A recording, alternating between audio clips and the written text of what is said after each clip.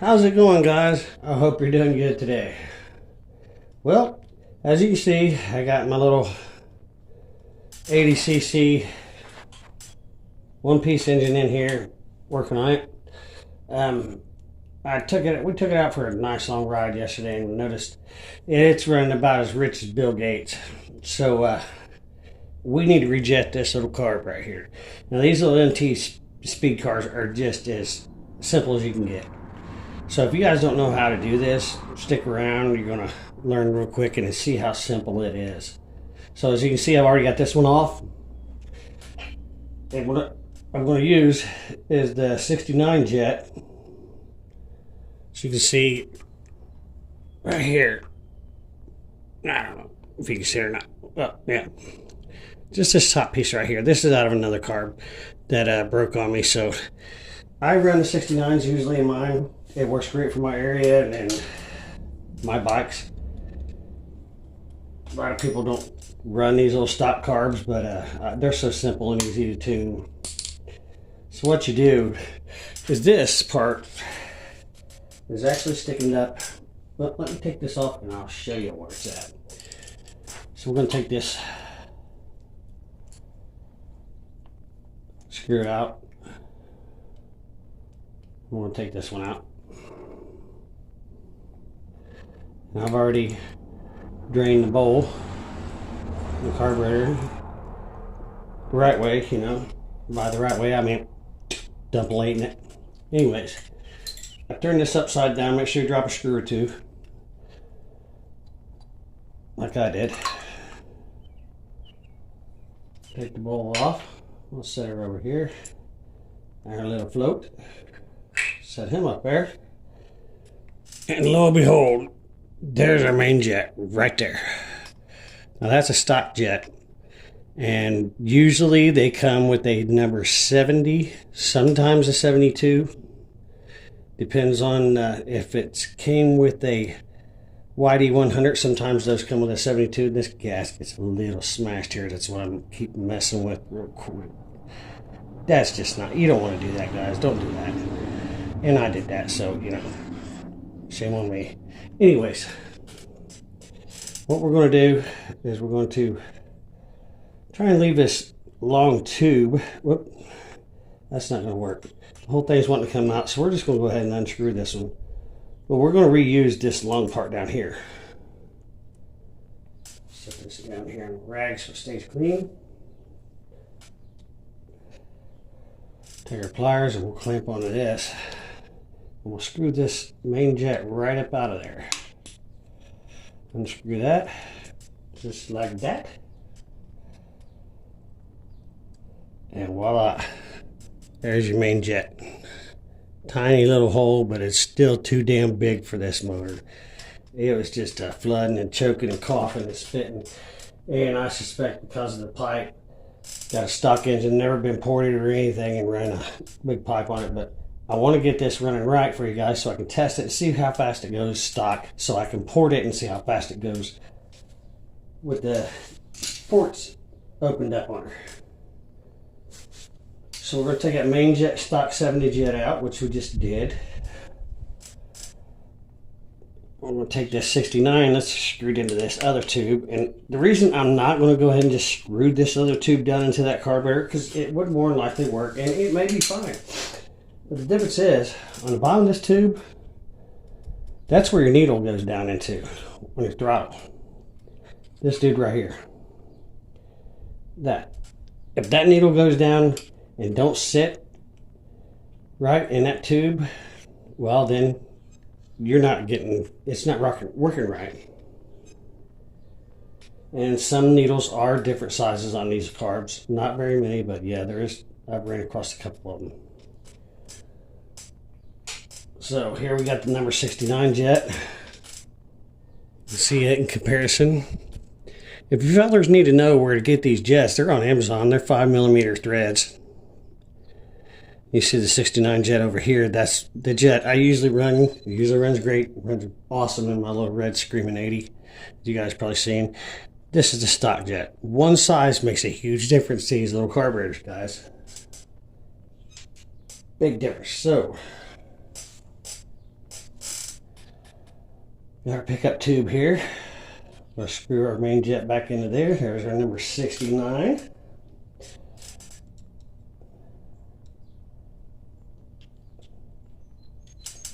Now, another thing, I have ran across some of these that are got a taller top on them. Like this one. You look at them and you say, well, that's not the same jet.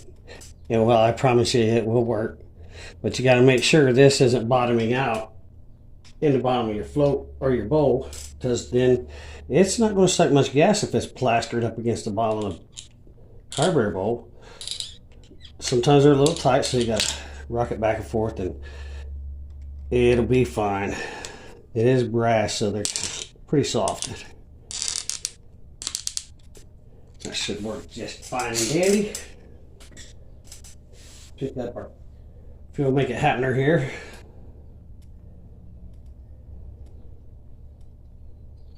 Screw that down in there. You don't have to torque down on these fellers. I mean, you know, if you want, you can just turn until you start seeing stars. You're more than likely going to break something. You know what I'm saying? Yeah, I'm just saying. So also, I want to do a little float adjustment on this again. You guys may have seen this carburetor before in my float adjustment video. Well, I just gave it just a tad bit too much, and I want to shut off the fuel just a little bit sooner. So I'm going to bend these forks away from the carb just a tad bit. It don't take much. Just so that the float comes up, shuts the fuel off quicker by pushing on these forks, shoving that pin down in this hole.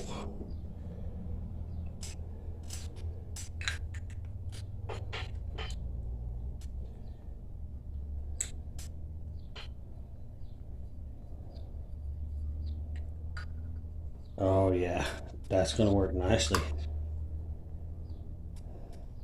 Make sure your gasket's nice and flat here.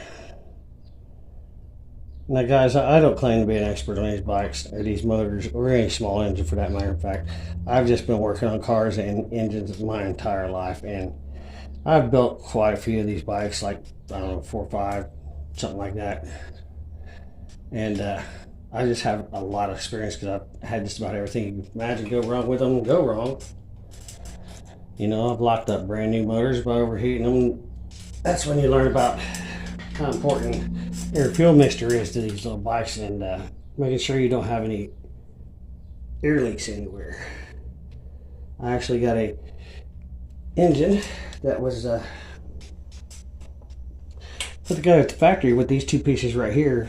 One side was a little bit higher than the other, so when they put this on to this part, you know, one side stuck up a little bit and it sucked there like crazy. It being my second engine, I never did realize what was going on until I was, you know, until a 90-degree day I'm climbing hills with that sucker.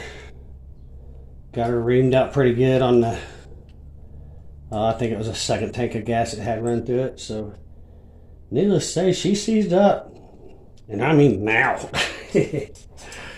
Another tip, fellers, even if you got these, and I have put, there was an O-ring in that, believe it or not, it's gone, as you can see.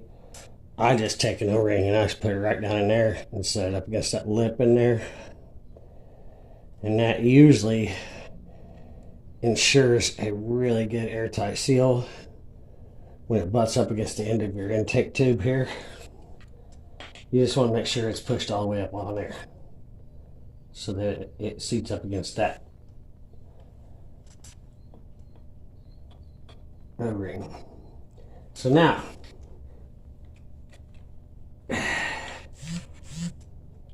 we'll push that all the way down on there.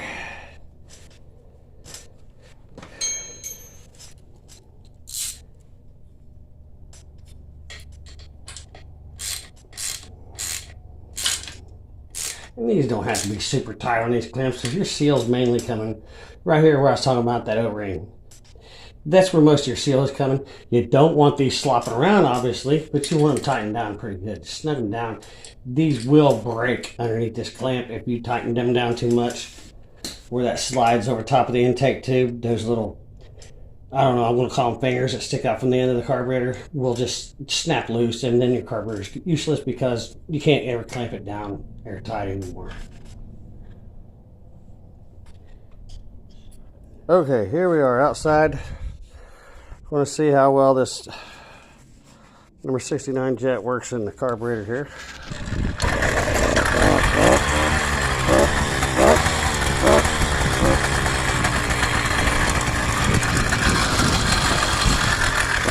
Better warm up here in a second. It's already starting to sound better.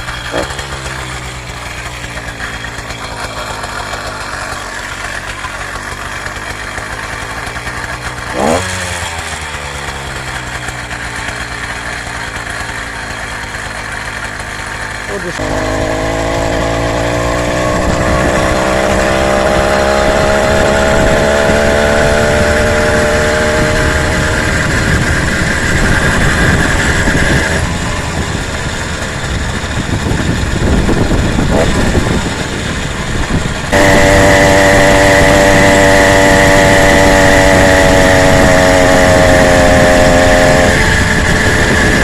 Oh yeah, she's running pretty good now. Go ahead and wind her up a little bit.